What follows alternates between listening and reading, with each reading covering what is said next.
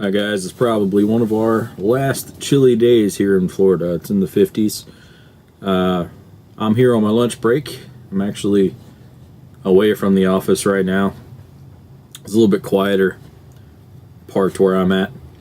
But, sometimes, especially in the musical world, you have these experiences that kind of bring you back down to earth a little bit. They kind of touch you in a way that, you really feel it. And you guys know that recently I sold on my channel. I did a little flip video of the SG, the Epiphone SG Special, and just put some pickups in it and just built it up. It's just run-of-the-mill thing. I take a guitar I find for cheap, I put some parts in it, bring up the value, and sell it. And it being an everyday, hold on one second, it being kind of an everyday experience for me, I wasn't expecting much out of it.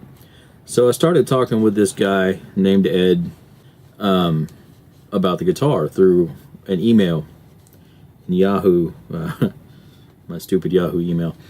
But so I'm talking back and forth with him about it. He seems real interested. He's asking me some pertinent questions, and he says he's disabled. And when I hear disabled, I think, okay, maybe he's in a wheelchair or whatever. I've sold plenty of instruments to people where they couldn't get out of their vehicle very easily, so I just went up to the vehicle, to the window or whatever, and helped them out. A lot of people don't know I myself was in a wheelchair for a very large part of my childhood due to a bone disorder with my hip, but we don't need to get into that here today. That's not what we're talking about. This gentleman says he's disabled and asks if he can meet me at a little parking lot. And so we meet there, and it was right by my house, so I just brought him over to my house to check out the guitar. And he's on the phone when he gets out of his car, and I can hear him talking to, his phone was pretty loud, but I could hear him talking to what sounded like a nurse or a doctor. And he gets off the phone. He really, really nice guy. He's like, "Hey man, how's it going? I'm Ed." Shakes my hand, and he's like, "Yeah, that was my nurse. Sorry about that." And so, no problem.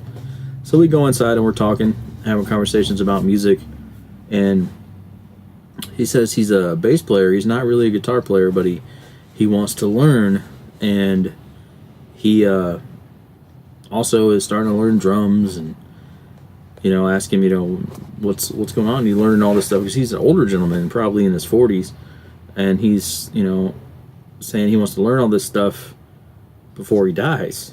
And I said, what? He said, yeah, he's got leukemia. He's got about 6 months to live.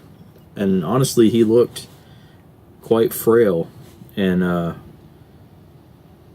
that just really hit me. It's like, wow, this guy's not going to be on this earth very much longer, and he wants to spend that time learning music. And I think music is a way to express our innermost feelings and emotions and bring them to the world. It's like manifesting the things you can't always say and the things you feel and bringing them to the world. And this guy wants to spend the last little bit of time he has left. Sorry, a little choked up about it actually.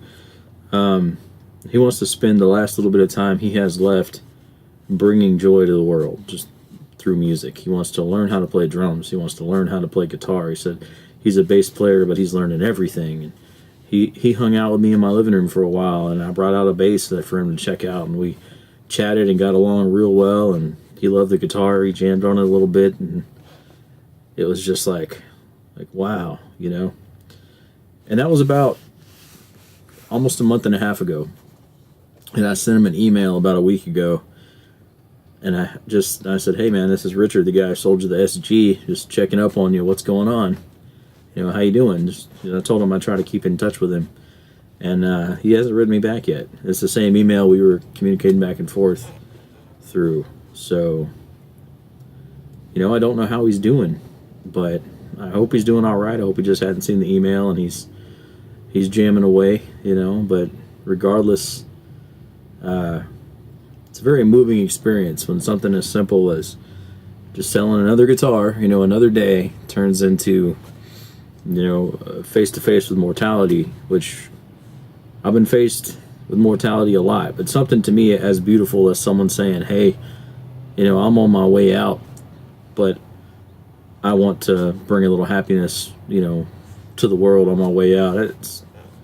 That's just amazing. I wanted to share that with you guys because you think about it, life is tough and it gets crazy, and sometimes you're dealt a raw deal. You're dealt a bad hand like this guy was, and you can be a sad sack, or you can just be full of that anger and that hate that no doubt comes with that.